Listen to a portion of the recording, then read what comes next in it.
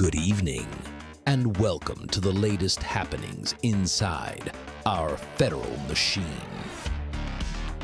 Yeah, federal machine! It's Spathon, it's Friday, finally Friday, November 14th, 2025, ushering in another episode of The Swamp. And the FBI Director Kash Patel, he just dropped a bombshell today on the Thomas Crooks investigation, the would-be Trump assassin who shot the president in the head on July 13th of 2024. Also, under the direction of President Trump, the National Archives will begin declassifying all the federal records pertaining to Amelia Earhart and her final voyage before she disappeared.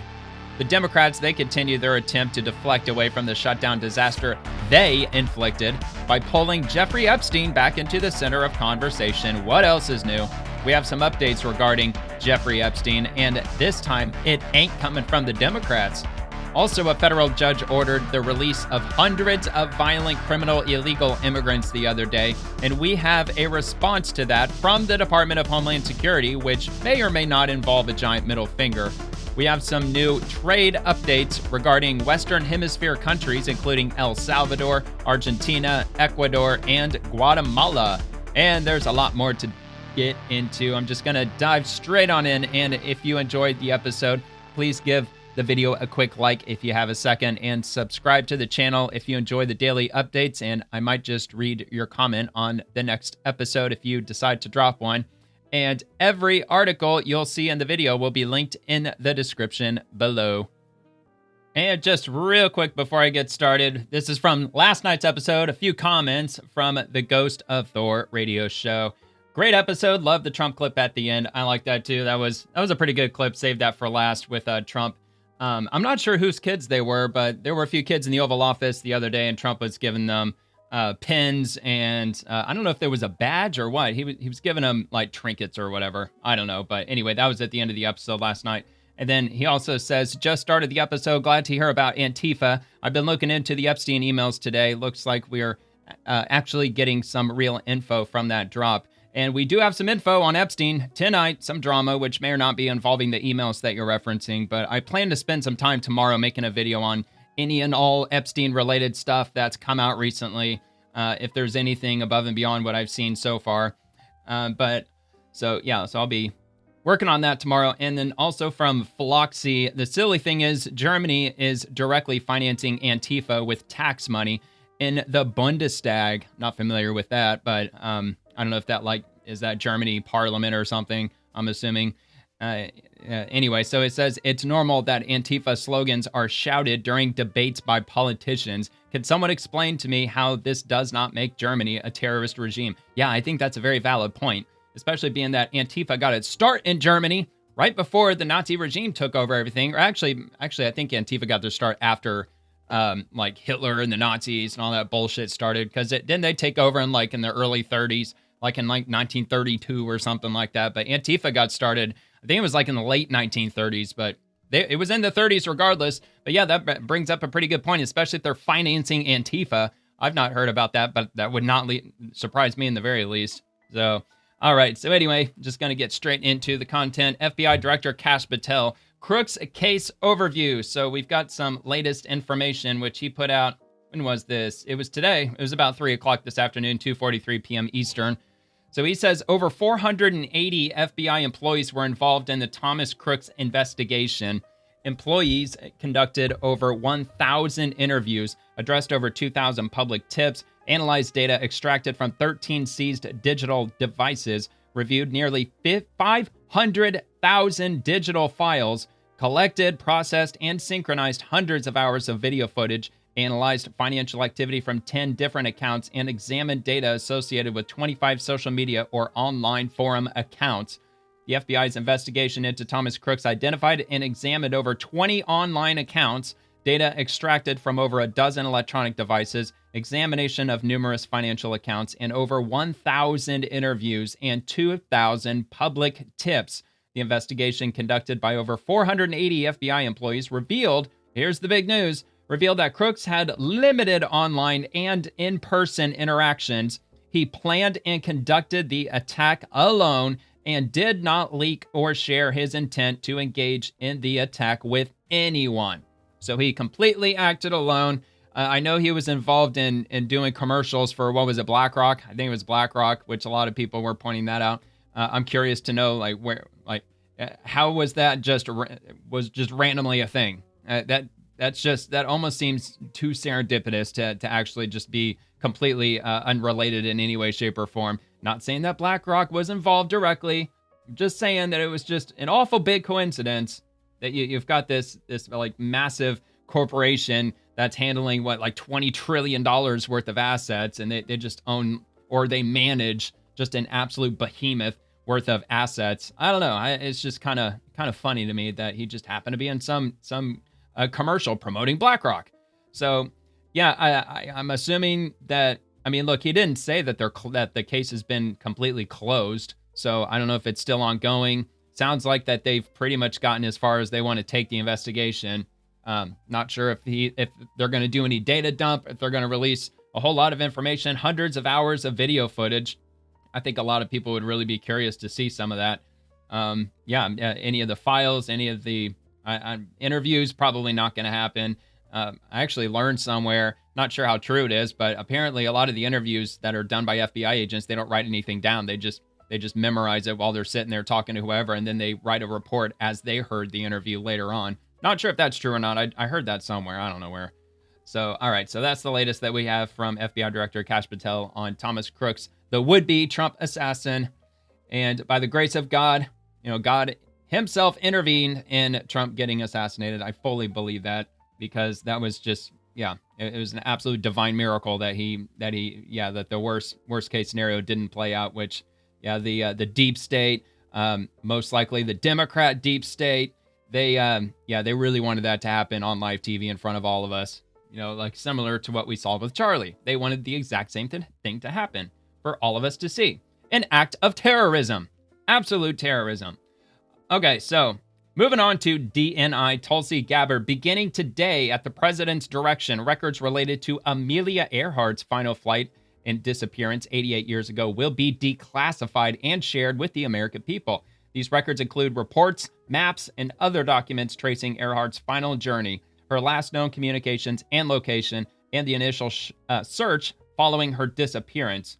Thanks to President Trump's leadership, a historic initiative is underway to digitize and publicly release these records from across the federal government, including newly declassified files today from the NSA. As agencies identify additional files, the new documents will be uploaded to the U.S. National Archives on a rolling basis, alongside those previously released at archives.gov/Amelia Earhart. So it's an easy link to remember, archives.gov/Amelia Earhart. So it shouldn't be too shouldn't be too easy to forget if you're curious to look at this. And this will be linked in the description below if you want to check this out. I'm not sure if they actually released it. Yeah, they did. Look at this. Look at this. They released all of this today. This all just came out today. Of course, I'm not going to go through and dig through all of it right now. But so far, there's 53 links, 53 entries. Looks like all of this was uploaded today. Yeah, all 53. All 53 of these files were uploaded today. Japanese diplomatic message, reference microfilm papers of Lieutenant L.G. Bellart's U.S. Coast Guard relating to the last flight and disappearance of Amelia Earhart, July 2nd, 1937, Part 1 and Part 2 of 2. Those are the first two that were uploaded. But yeah, man, a lot of information here. I'm sure there's going to be a lot of people looking forward to reading over this stuff over the weekend. A lot of the historians, a lot of people who were mildly obsessed with Amelia Earhart. I think she went to Purdue University, didn't she? I think they have like a dorm, or I don't know if it's a dormitory or a school. I think they have a school building named after Amelia Earhart. All right, but anyway. Yeah, my ex, she went to Purdue University. I proposed to her on the Wabash River, actually. Okay, so anyway, moving on. I'm going to move on to the next thing. Well, actually, should I read this? I probably should read this, shouldn't I? Well, yeah, now that it's real tiny. Let me back out. Yeah, see, that's frustrating about freaking X. It's not showing. Like, look, I can't zoom in. It won't let me zoom in because it's freaking X, and it sucks. All right, whatever. So I'll just read it as best I can. I'll repost this if you want to see this for yourself. The link to my profile is down in the description. So, all right, so this is for immediate release. Office Director of National Intelligence. Tulsi Gabbard announced the initial release of declassified government records related to Amelia Earhart, her final trip, and everything else about her, per President Donald J. Trump's September 26, 2025 directive. Beginning today, records related to Amelia Earhart and her disappearance will be released on a rolling basis at archives.gov/Amelia Earhart. President Trump stated that Amelia Earhart was an aviation pioneer, the first woman to fly solo across the Atlantic Ocean, and achieved many other aviation firsts. She disappeared in the South Pacific while trying to become the first woman to fly around the world. Amelia made it almost 3/4 around the world before she suddenly and without notice vanished, never to be seen again. Her disappearance almost 90 years ago has captivated millions. Following President Trump's decision to release the Amelia Earhart files, DNI Gabbard directed government agencies to review and prepare records responsive to the president's request. As agencies identify records related to Amelia Earhart's disappearance, these records will be declassified as applicable and transferred to the National Archives for digitization and upload for public release. The records published today feature reports, maps, messages, and other documents tracing Earhart's final flight and the initial search in the immediate days following her disappearance. These materials include newly declassified files from the National Security Agency, information on Earhart's last known communications and location, weather and plane conditions at the time, and potential search locations, as well as subsequent inquiries and theories regarding her disappearance. Quote, delivering on President Trump's promise, the release of the Amelia Earhart files will shine light on the disappearance of a beloved American aviator who has been at the center of public inquisition for decades, end quote, said DNI Gabbard. Under President Trump's leadership, we will continue the work to end the weaponization of intelligence and instead focus the intelligence community on finding the truth and telling the truth and ensuring the safety, security, and freedom of the American people, end quote. Today's online posting of the initial Amelia Earhart files is the first step toward ensuring that all federal government records related to her disappearance are available online in one place for the first time. As agencies continue to search government holdings for additional files, new documents will be uploaded alongside the previously released files to ensure all Amelia Earhart documents exist in a centralized, easily accessible location. This initiative demonstrates President Trump and his administration's commitment to rebuilding the American people's trust in government agencies through increased transparency. Well, at least for now, at least until Trump's administration's done, unless America First politicians, maybe J.D. Vance, maybe J.D. Vance, if he becomes president in 2028, perhaps the majority of the American public will at least hang on to some trust in government, if not increase their trust in the government. But look, if the pendulum swings the other way, all that trust is just going to be shattered to pieces, like virtually overnight. All right, so let's move on to the next topic. Amelia Earhart, man. All right, GOP, 9 hours ago. Here's a story that isn't fake. We're going to get onto the Jeffrey Epstein stuff. The DNC is still holding onto their pedo cash. Really? DNC holds onto decades-old Jeffrey Epstein donations after other Democrats returned theirs. DNC Chairman Ken Martin accused President of covering up for a notorious sexual predator. Did they link it? I hope they linked it. They don't appear to have, but that's okay. Here, I'll grab her real quick. And let's go. The Democratic National Committee's donations from the late financier Jeffrey Epstein have come under renewed scrutiny as Epstein's sex trafficking case files continue to roil the Trump administration. The DNC's donations from Epstein in the mid-90s, totaling $32,000, were never returned by the committee, while several other Democratic lawmakers and entities have since donated or returned theirs.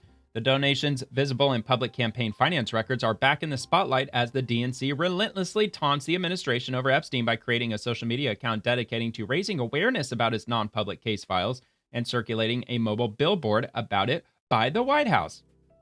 Yeah, money really well spent, Democrats. DNC Chairman Ken Martin recently accused President Trump, who was once friends with Epstein prior to Epstein facing charges, of covering up for a notorious sexual predator. Asked for comment on never returning Epstein documents, a DNC spokesperson brushed off the funds in a statement to Fox. Quote, instead of trying to blow the cobwebs off the decades-old contributions and defunct campaign accounts, Donald Trump should release the Epstein files, spokesperson said. Scrutiny over donations and any conflicts they present is common in political campaigning. The RNC faced calls to return what Business Insider found to be $1.4 million from its former finance chair, Steve Wynn, a casino mogul who stepped down from his role with the committee and with Wynn Resorts after facing numerous allegations of sexual misconduct and settling lawsuits over them. The DNC also accepted more than $90,000 from the private hedge fund of billionaire Glenn Dubin, who has close ties to Epstein. At least two top Republicans, Senator David McCormick, Republican of Pennsylvania, and Vivek Ramaswamy, also accepted donations from Dubin. Epstein invested millions in a hedge fund managed by Dubin. One of Epstein's most vocal accusers, the late Virginia Giuffre, testified in 2015 that associate Ghislaine Maxwell forced her to have sexual relations with Dubin. Dubin was never criminally charged. Epstein donated on a smaller scale to Republicans, including George H.W. Bush. Epstein first pleaded guilty in 2008. Yeah, we get all that. Federal charges 2019, trafficking, abusing underage ladies, women. Epstein used his enormous wealth to donate to several Democrats, including Senate Minority Leader Chuck Schumer. Well, and the Democratic Congressional Campaign Committee. When Epstein's charges were announced in 2019, donation recipients faced pressure to disassociate from the funds. I wish they said exactly how much money that Chuck Schumer received from Jeffrey Epstein. Maybe they should start megaphoning that at him. And I'm sure he's not the only one. Plus, I mean, we've already seen the flight records, the lists that had Bill Clinton and Bill Gates and all those other people on it. So, but yeah, they just want to direct everything directly to President Trump. But anyway, so Schumer, who received thousands from Epstein in the 90s, wish they had an exact amount, but, I guess we'll take thousands, vowed in 2019 to offset the funds by making a donation in their amount to anti-trafficking and women's advocacy groups. Similarly, Rep. Stacey Plaskett, Democrat of the Virgin Islands, revealed that she would disavow Epstein's donations by giving to the Women's Coalition and the Family Resource Center after facing criticism for initially choosing to hold on to the money. She didn't want to let that money go. All right, the DCCC received a $10,000 check from Epstein in 2018, but said the money was unsolicited and immediately refunded. The late Don Fowler, former DNC chairman, said in a statement after Epstein was charged that his committee's donations were too old to address, according to CNBC. Go back and give the money that he gave 20 years ago. Are you nuts? Fowler said. Okay. So it sounds like they're not giving back the money. Sounds like they want to cling on to that Epstein money for dear life in the DNC. This is from Libs of TikTok. The official Democrats account just deleted this because it was a totally made-up lie. New documents show Donald Trump spent Thanksgiving with Jeffrey Epstein in 2017. At the time, Trump was already president, and Epstein was already a convicted sex trafficker. I'm telling you, man, all these emails that Democrats are released, it's all fake. It's all fucking fake. Every bit of it's fake. I don't believe it for a freaking second. It is the easiest thing on earth to make a fake email. It is absolutely just as simple can possibly get. I mean, you could do it with freaking WordPad. All right, but anyway, so what they highlighted, where are you having Thanksgiving? That was Thursday, November 23rd, 2017, allegedly. That's from Faith Cates, whoever that is. And then the second highlighted portion says November 23rd, 2017, 8:36 a.m. Supposedly it's Jeffrey Epstein himself, said David Fizzle Hansen Trump. All right. Well, even if this were in any way a legitimate email, I don't see Donald J. Trump. I don't see Donald Trump. I know there's a lot of people out there who have the last name Trump. Not saying that anybody in the Trump family had dinner with him. I don't believe this email even was, not a complete fabrication, which I'm sure it is, which would explain why they immediately deleted it. But all right. So anyway, so that's the latest that's going on with Epstein, but I'm not done yet. No, we got a few more things because President Trump himself chimes in on this whole Jeffrey Epstein nonsense. But first, Chairman Joe Gruder's absolutely disgusting. Democrats' one goal in life is to attack President Trump, even if it means making up baseless lies to defend a pedo. TDS from RNC Research. 11 hours ago, Trump derangement syndrome has melted Eric Swalwell's brain so much that he trusts the word of a dead pedo. Swalwell, quote, I'd believe the Epstein estate over the DOJ right now. These people are truly sick and deranged. This is on CNN. Oh, Speaker Johnson and the Department of Justice seek to bury these files beneath the earth. So just by nature of who is being forthcoming and who is not, I believe the Epstein estate over the DOJ right now. That's frankly, a shocking statement. Yeah, it is. Well, it's not really that shocking. It's come from Swallowswell, for crying out loud. Wouldn't shock anybody, really. Like one of the top ratioed individuals in the history of the internet. So, all right, so that happened, and got this from AG Pamela Bondi. Thank you, Mr. President. And let me read his statement first, and then we'll get AG Pam Bondi's follow-up to that. So, President Trump says, now that the Democrats are using the Epstein hoax involving Democrats, not Republicans, to try and deflect from their disastrous shutdown and all of their other failures, I will be asking AG Pam Bondi and the Department of Justice, together with our great patriots at the FBI, to investigate Jeffrey Epstein's involvement and relationship with Bill Clinton, Larry Summers, Reid Hoffman, J.P. Morgan, Chase, and many other people and institutions to determine what was going on with them and him. This is another Russia scam with all arrows pointing to the Democrats. Records show that these men and many others spent large portions of their life with Epstein and on his island, quote unquote. Stay tuned. So we did read in the Fox News article that there were some small donations made to Republicans. So, like Republicans aren't absolutely crystal clear, squeaky clean of Jeffrey Epstein. So, I mean, I guess that should be said. But also, I already see that Democrats are going to spin this by them saying, look, he already admitted it's a Russia scam. So like this whole Jeffrey Epstein that he wants to be investigated by the FBI and by the DOJ with AG Pam Bondi, he already admits that it's a big scam. See, he even likens it to the Russia scam.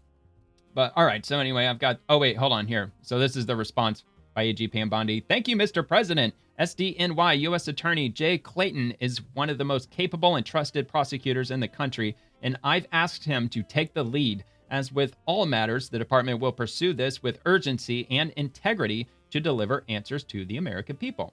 Well, because at the end of the day, President Trump is AG Pam Bondi's boss, so she's just doing what she's told to do. And we've got this from the GOP, which they're actually just posting another post from Donald J. Trump's True Social. The Democrats are doing everything in their withering power to push the Epstein hoax again, despite the DOJ releasing 50,000 pages of documents in order to deflect from all of their bad policies and losses, especially the shutdown embarrassment, where their party is in total disarray and has no idea what to do. Some weak Republicans have fallen into their clutches because they are soft and foolish. Epstein was a Democrat, and he is the Democrats' problem, not the Republicans' problem. Ask Bill Clinton, Reid Hoffman, and Larry Summers about Epstein. They know all about him. Don't waste your time with Trump. I have a country to run. So the DOJ releasing 50,000 pages of documents, I'm going to have to look into that because, I mean, if that's the case, that's a lot of documents, even though I'm pretty sure that I read earlier this year that they've decided not to release all of the documents, and the Democrats went absolutely apeshit over that. And, I mean, like, there were quite a few people, I remember myself included, scratching my head like, well, wait a minute. They just said they were going to release every single thing they had, and now they're not going to. But maybe they did release, everything that they could have possibly declassified. But I think what really set off a lot of people was the Trump administration saying that there wasn't a client list of Epstein that he used to blackmail people with. And everybody's like, well, what are you talking about? Of course he's got a client list. I mean, we already saw the flight logs. We saw all the individuals on this big list, well over 100 famous people that flew on the Lolita Express. So what do you mean he doesn't have a client list? So it got me thinking that maybe just the way that they framed that, they don't have a client list that he used to blackmail people, but he does have a client list. Surely he's got a client list, but if he does, I don't believe the Trump administration released it though. And if that's the case, they got to release that, man. And honestly, I don't know why they wouldn't release it, to be honest with you, unless there's certain individuals on there that they just don't want us to know about. I'm sure that's what the Democrats are claiming. All right, moving on. Speaker Mike Johnson, the longest shutdown in American history, inflicted massive economic damage, and Democrats lied about the reason. It was never about healthcare. It was never about any policy. It was Chuck Schumer and the Democrats trying to look tough, and the American people, families, workers, and troops paid the price for Democrat cowardice. It's the longest shutdown in history, as you noted. And there are real consequences for that kind of nonsense. And it's going to take us a while to get back, but we're right back at it. I mean, the Republican Party, all of us said from the very beginning that this is an unnecessary thing. They made the whole cause up. As you know, Maria, the shutdown was never about health care. It was never about any issue. Their counter proposal for our clean continuing resolution back in mid-September was that they wanted to spend an additional $1.5 trillion, which which included $200 billion to return health care to illegal aliens, among other crazy priorities. They knew we weren't going to do that. They were trying to show, this is what it was all about, they were trying to show that they were willing to put up a fight against President Trump. Well, and I'm honestly surprised they didn't counter with anything. Like, okay, fine, we'll take the $500 million from public broadcasting off the table, or we'll take the international bullshit for like the LGBTQIA whatever transgender stuff and all that nonsense. Like, they didn't do any of that. They just I guess they just forgot that they had asked for it or demanded it. They didn't ask for it. They were demanding it at the cost of shutting down the government until they got the $1.5 trillion. Then they steered the whole thing into the whole Affordable Care Act, Obamacare tax credits, and they just kind of stood on that. And it just really surprised me that they just overnight decided, okay, fine, we're going to vote to reopen the government, and they got nothing out of it. Nothing. There was nothing that they got. That just absolutely floored me, because I kept saying that this shutdown's going to last for the rest of the year. It's going into next year, January, February, maybe well into next year, because I really did not see Democrats cave into it. I'm thinking that they probably met behind closed doors. Maybe they did some polling, or they were asking people. They were just getting the public's opinion based on whatever sources they were looking at. And they were realizing, wow, dude, we really are on the losing side of this. And if families get together over Thanksgiving in the middle of a government shutdown with all this travel bullshit, like the canceled flights and all of the nonsense that people would have to go through in order to get to their families for Thanksgiving, everybody's going to be talking about this. And everybody's going to wake up and realize, oh my God, it was the Democrats. But look, dude, everybody's going to be talking about this anyway, because the government was shut down for like almost 7 weeks. So it's definitely going to be a very popular topic of conversation. As far as politics go, this is the biggest news that we've had, at least in this half of the year. So, and all right, anyway. So you're looking at the two guys on the screen there, Chuck Schumer and Hakeem Jeffries, who are from New York. They are deeply concerned from a personal perspective about the rise of the Marxist left in New York and around the country, and they're afraid they're going to get a challenge in their next reelect. That is the entire reason why the American people were dragged through all this pain. I mean, I just don't get why they're so quote-unquote scared of them. I mean, they represent a pretty small minority of the Democratic Party, which, granted, yes, it's a rising number of people who are radicals, who are at least attempting to barge into the Democratic Party and take it over. And in some areas, they're having success at it. I don't know, man. I think that's just going to end up representing the absolute collapse of the Democratic Party, unless you think that the American people will be brainwashed to a point where we will welcome communism one day. I don't know.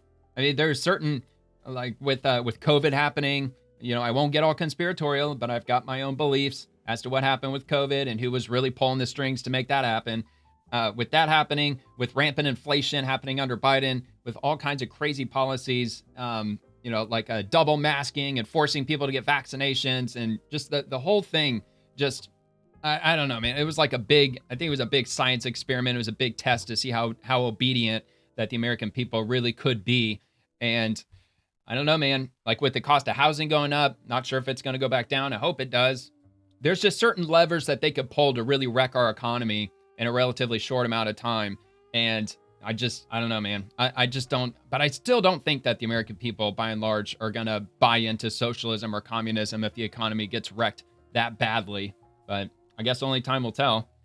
All right, so moving on to the next from yours truly. Notice how she cited absolutely no sources whatsoever. So here, I'll play this first. This is from U.S. Rep. Kathy Castor. Tax breaks for billionaires and now personal checks for Republican senators, all funded by your taxpayer dollars. It's outrageous. If you thought ripping healthcare away wasn't bad enough, we've learned that there is a dirty deal that was inserted in the last minute by Republican senators to cover their asses. Not just do that. Notice how she doesn't cite anything. She doesn't give us page numbers. She doesn't give us like subsection numbers. She doesn't read any text whatsoever. You think she could have a single sheet of paper in her hand to read exactly what the fuck she's talking about. But to pad their pocketbooks, apparently a grand jury back in the day asked for subpoena the documents of what phone calls that were being made during the January 6th violent insurrection here at the Capitol. And these 6 Republican senators have now unlocked the ability to obtain millions of dollars for themselves personally. This is entirely outrageous, and every Republican in the House of Representatives that votes for this deal is voting for that corruption that is right out in the open. Well, it would be helpful if we knew what the hell you were talking about. Oh, but back in the day, there was a grand jury once upon a time, and even a phone call was made about it. All right, so anyway, I said, notice how she cited absolutely no sources whatsoever. She can't point to a single piece of evidence because she is a gaslighter. Quote, a grand jury back in the day, a subpoena somewhere, some documents, blah, blah, blah. All right, moving on to Senate Republicans. While Democrats just spent 43 days sabotaging the country, Republican policies are helping lower prices for American families. And they're responding to Rapid Response, who says Target is dropping prices ahead of the holidays, announcing reduced costs on 3,000 food, beverage, and essential items starting this month. Target is also bringing back its Thanksgiving meal at its lowest price ever. Now, I might push back a little bit on this and say that, well, there was a massive boycott against Target. When was that? I think that was like 2 years ago at this point. But Target, they've kind of trying to stumble in their recovery after that happened. That was namely from Pride Month, from month of June. Target, they stocked thousands of different items related to gay pride and LGBT and pride this and pride that, transgender this and that. And they put a lot of that merchandise at the very front of the store. So you had to walk right through all of it to get to, get to your shopping experience. So there was massive pushback on that, especially when they were selling a lot of shirts, a lot of clothing, things like that for small children. And they were even selling tuck-friendly bathing suits for babies. So even transgender babies could have bathing suits. The baby boys who don't want to be boys anymore, they have like a little pouch that they could tuck their absolutely just ridiculous. Absolutely ridiculous. So I'm sure a lot of people probably remember when that was a massive scandal with Target. So I'm not sure what their stock price is looking like right now. I suppose I could take a look. But I have a feeling that this is probably in response maybe to an ongoing slowdown in Target's, the shoppers and everything showing up or lack thereof. So Target stock. Today it's not down much, but it's actually up 1% over the last month. Oh, down 6% over 6 months. Whoa, 34% year to date, man. 2025 has been an ugly year for Target. That would probably explain why that they're taking down prices, because 'tis the season. It's the season to go shopping. Black Friday's around the corner. So it may not just be Target. It might actually, frankly, just be the nature of just the season. Black Friday, I'm sure Walmart, they're probably slashing prices on thousands of items too ahead of Black Friday, but maybe not. Maybe this is a direct response to just maybe inflation is lowering. Maybe it does have something to do with Trump's economy and how it's still in recovery mode after the Biden administration, but we'll give this a play. Target is dropping prices ahead of the holidays. The company announcing reduced costs on 3,000 food, beverage, and essential items starting this month. Target is also bringing back its Thanksgiving meal at its lowest price ever. The deal gives customers a complete dinner with all your holiday favorites for less than $5 per person. Yeah, see, they're trying to get people in the door. I mean, that's what they're trying to do. I don't think that's a reflection on the economy getting better. I think this is just Target just simply trying to get people in the door. Because what is it, like 80% of all the items that Target sells are non-essential items. They sell like trinkets and things like that. Like most of the stuff there you don't like actually really need. So anyway, but either way, I mean, if you're a Target shopper, I mean, I haven't been in a Target in like a decade, but yeah, if you are, then that's good news. I mean, they got some cheap items, I guess, for now. All right, Chuck Schumer, thanks to Trump's stupidity, firing L.I. Heap, I don't know what is that, Long Island Heap? I don't even know, but it's LIHEAP staff in the spring. Trump stupidly fired L.I. Heap staff in the spring. The Heating Equipment Repair and Replacement Program, or HERR, is suspended. Now New Yorkers who need help fixing or replacing their home heating equipment to ensure they have reliable heat will be left out in the cold. How do you like that? So I replied by saying, if I can get to it. All right. Oh, no, I didn't. Oh, I know I replied to it. Maybe I just reposted it. But essentially what I was pointing out was the fact that if you own your own home, or if you live in a property that you're not renting, fix it yourself, man. So the state of New York has programs to where if your heating breaks, they'll just send somebody out to fix it, even if you own your own home. That's absolutely ridiculous. I mean, look, it doesn't make a whole lot of sense to be low income or be on food assistance or welfare and owning your own home. It doesn't make a lot of sense. As far as my understanding was with welfare or with the need for government-backed assistance, like what this is, you can't have more than something like $2,000 worth of assets to your name, or otherwise you won't be qualified. So, yeah, so apparently this thing it's been a thing for a long time in New York. Absolutely crazy. If your heat breaks, you call the heating and air dude to come fix it. That's what you're supposed to do. You don't rely on the government to fix it for you. It's absolutely ridiculous. So I don't think yeah, of course he didn't link an article. Chuck Schumer never links anything. All right. I got another one from House Democrats. The Republican shutdown is over, but the Republican healthcare crisis is in full swing. Millions of Americans will see their health insurance premiums skyrocket, all because Republicans are choosing not to save healthcare. And they got ratioed to 203 to 275. I'm not sure if I really pointed in. Oh, yeah, I was like, you're obviously full of shit, or else you would have kept the government shut down to keep the fight going. All right, so Democrats own the failed Obamacare and Affordable Care Act. Of course they do. Not a single Republican voted for it. Be careful what you wish for. The real pedos are Democrats. Trump asked DOJ to probe Jeffrey Epstein ties to Bill Clinton and other Democrats. Big banks, stay tuned. Democrat shutdown is over, but Democrat ACA subsidies will be costing more money to taxpayers because the Democrats' biggest failure is the ACA, and it has to be subsidized by even more money because it doesn't work. It was supposed to make healthcare cheaper, but made it more expensive for everyone.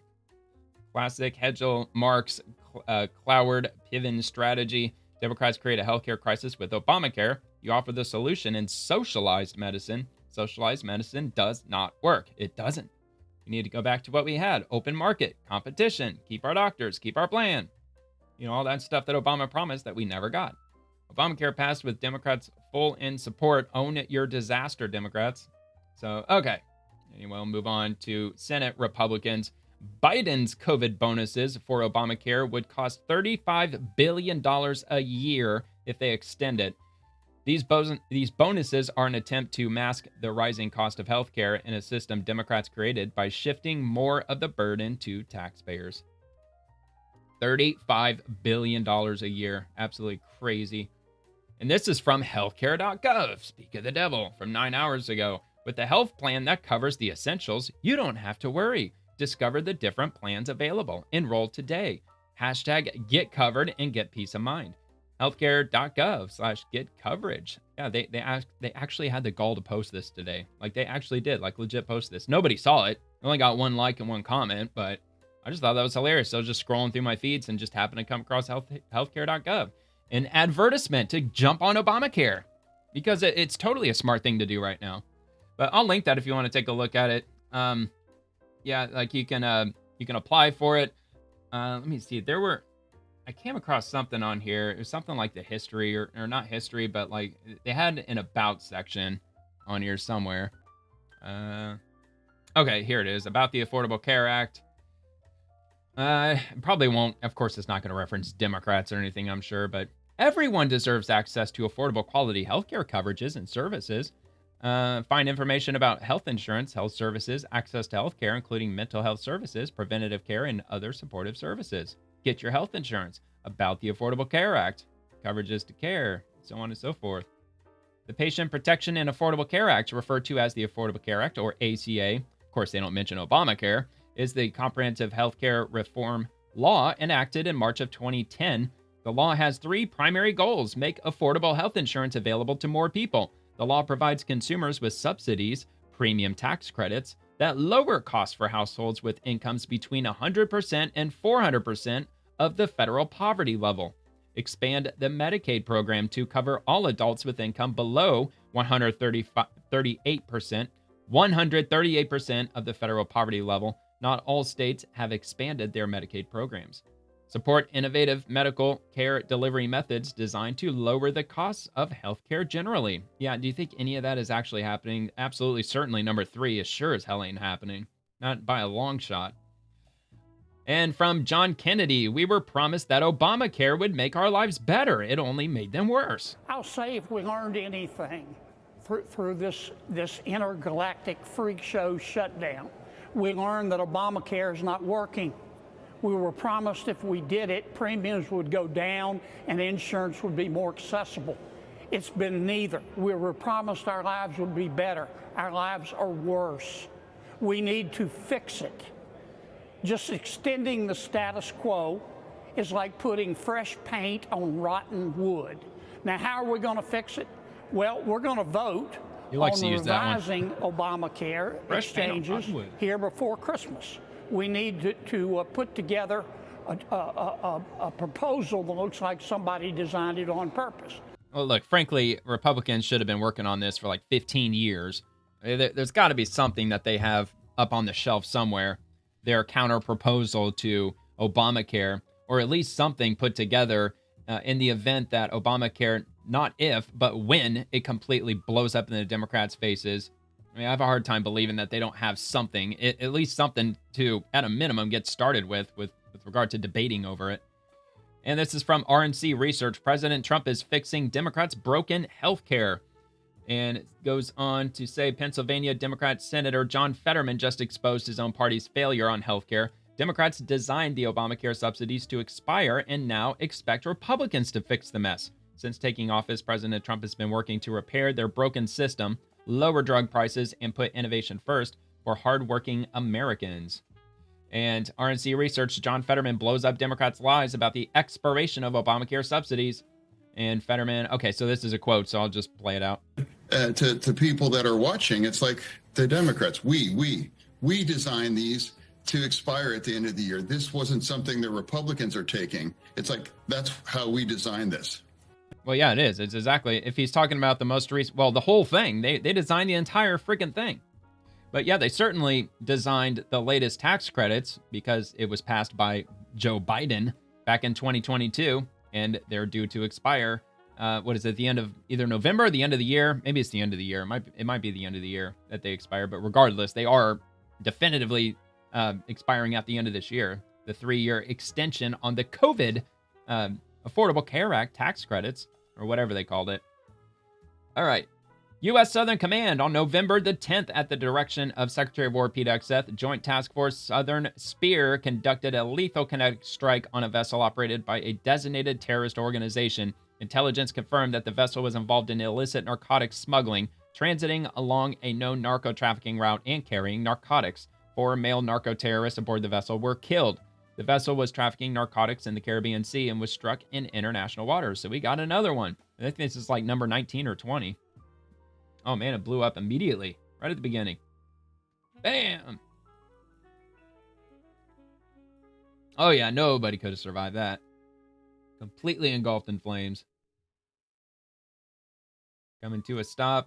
Looks like it might be floating for a little bit. Or maybe not. Nope. Yeah, it looked like it sank almost immediately, actually. So yeah, man, they got another one. There's no sound. They never have sound with these. All right, so from the U.S. Marshal Service, read more here. And this is in regarding to USMS in the press. The U.S. Marshals led Operation Make D.C. Safe and Beautiful marks 100 days. Today's the 100th day since they started the operation, with over 6,000 arrests and 600 firearms off the street. Since the operation began, the task force has arrested more than 6,150 violent fugitives, including 16 for homicide, 958 for narcotics, 461 for weapons offenses, and 28 for sex offenses. Enforcement activities are being conducted by 28 federal and local agencies covering all 8 wards in the district. During the operation, investigators also seized 600 illegally possessed firearms and arrested 37 known gang members. And I think I already linked that. Didn't I already link that? Let me just double check. Yeah. All right. Yeah. No, actually I didn't, but it's up there now. So that'll be in the description. And from Homeland Security, the Biden administration allowed over 450,000 children who came across the border unaccompanied to be placed with sponsors who were actually criminal illegal aliens and child predators. While this child is now safe, our mission is far from over. Under the leadership of Secretary Noem, DHS is leading efforts to conduct welfare checks on these children to ensure that they are safe. And this is from Brooke Taylor. An update. Remember these 2 women charged for torturing and beating a 12-year-old unaccompanied minor? Well, ICE has now arrested 2 men for S-word abusing her, including her sponsor, who is a distant uncle. In 2024, despite being an illegal alien from Honduras with a criminal conviction on his record, Felix Bustillo was granted temporary protected status, or TPS, by the Biden administration. He and Jose Gerber Rivera, a 45-year-old Salvadorian national, are both accused of repeatedly R-wording Bustillo's 12-year-old grandniece, who was illegally smuggled into the U.S. by her Honduran mother in 2014 at just 1 year old. Only a year old. These absolute scumbags. And when was this? It was certainly today, wasn't it? I mean, I'm seeing October 28th here. Oh, okay, so 11:48 a.m. today was when that was posted. And she also posted back on October 28th. Let's see, federal officials tell me the 12-year-old girl at the center of one of the most disturbing abuse cases I've ever seen out of Texas is an unaccompanied minor who crossed the border at just a year old under the Obama administration. Yeah, so didn't they say Biden? No, 2014. Yeah, that was certainly under the Obama administration. According to detectives, the 12-year-old girl's mother was living in Honduras while the young girl was living with a distant uncle who S-word abused her in Houston. She was then taken in by 2 sisters who knew the uncle, and the abuse continued. According to affidavits, the 12-year-old escaped from restraints in the home she was being abused and held captive in. Detectives say she was found with injuries all over her body, extreme malnutrition, and an infected gash on her head and a zip tie on her wrist. The girl told detectives the sisters, Brenda and Tanya Garcia, beat her, starved her, and restrained her. According to court documents, she was bound with zip ties and at times tied to a chair for stealing food. The girl told detectives she was hit by cables and a belt with a spike on it until she bled. She had her mattress taken away and only allowed to sleep on a tablecloth on the floor while she was restrained, according to the documents. The sisters' charges include felony injury to a child, unlawful restraint, and an invasive visual recording. Sources say this is an example of why the Trump administration is prioritizing the need to vet sponsors properly and find unaccompanied children who have been lost in the system. Absolutely disgusting, man. Absolutely despicable.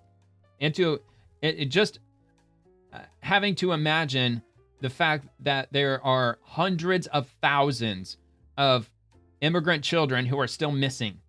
I mean, hundreds of thousands. There's like, at least 400,000, I think. Like the FBI, they've only located somewhere around like 15,000 so far. And I mean, just unbelievable. I mean, just at a loss of words, really.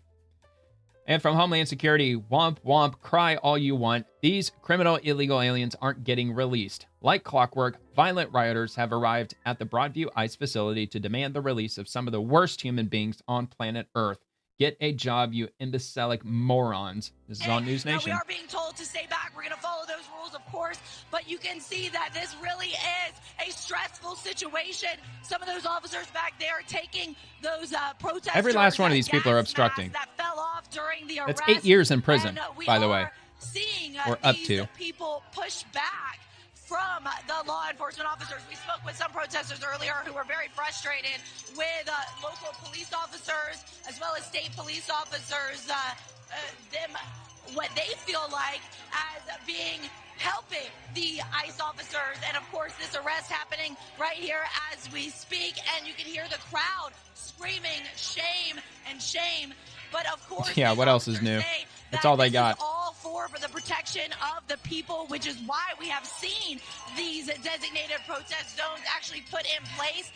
And you can see there is a huge swath of media on my right as well. Well, yeah, of course, they want to sell it to the highest bidder. 3 people arrested, and we're seeing them being taken away into that Cook County Sheriff's. I can already see the headlines. Oh my God, they're disappearing. Look, right in front of our eyes, they're disappearing innocent American citizens. All right, so that's going on. Of course it's going on up in Illinois. Bunch of brain-dead idiots. All right, Trump War Room. Fed study vindicates Trump trade policy. 150 years of evidence shows tariffs lower inflation. This is on Breitbart.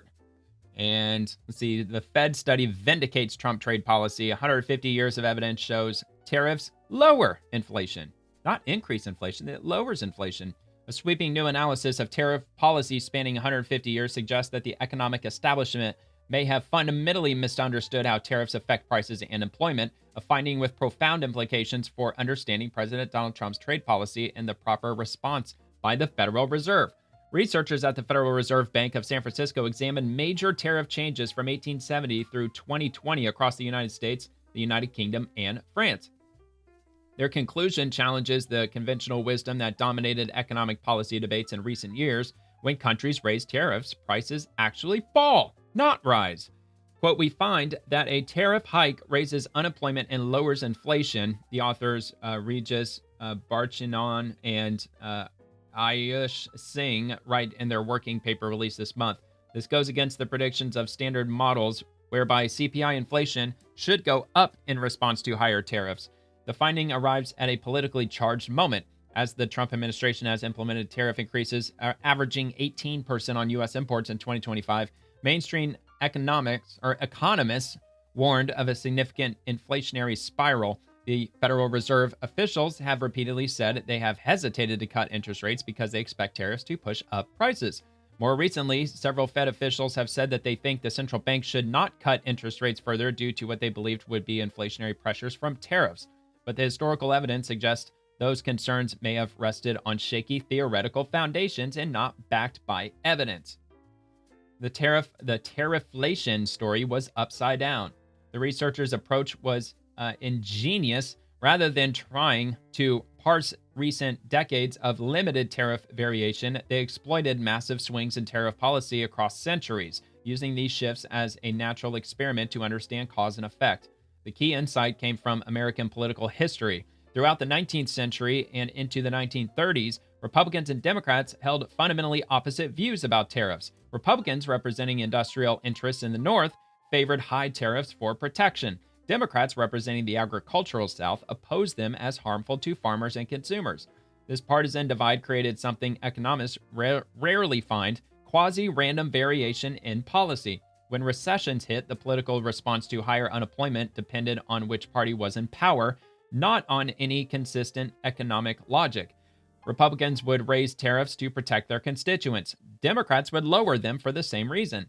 Quote, since recessions did not favor one party over another, there was no general relation between the direction of tariff changes and the state of the economy, the authors explain. This meant they could use straightforward statistical methods to isolate tariff effects without worrying that policymakers were adjusting tariffs in response to economic conditions. They also identified 8 major tariff changes explicitly motivated by long-term political considerations rather than cyclical pressures, from the McKinley tariff of 1890 to the recent Trump tariffs of 2018, and analyzed those separately. Both approaches yielded the same surprising result. Using the standard economic model, researchers estimated the effect of tariff shocks on inflation and unemployment. A roughly 4% point increase in average tariffs lowered inflation by about 2 percentage points while raising unemployment by about 1 percentage point, they found. The results held across different time periods. Whether examining the first wave of globalization before 1913, the interwar period, or the modern post-World War II era, the pattern remained consistent. Higher tariffs correlated with lower prices and weaker economic activity. Well, plus, I'm not so sure if it's really going to increase unemployment by even 1%, because by increasing tariffs, at least the main idea from Trump is that it's going to pull American industry back stateside. It's going to it's going to bring manufacturing back home. So I would assume that would increase, it would increase employment, not unemployment. So anyway, this pattern contradicts standard economic theory, which predicts that tariffs should raise business costs and lead to higher consumer prices. Instead, the researchers observed tariff increases associated with both lower inflation and higher unemployment, a combination the authors say more consistent with a negative demand shock than a supply-side cost increase. These findings point toward tariff shocks acting through an aggregate demand channel, the authors conclude.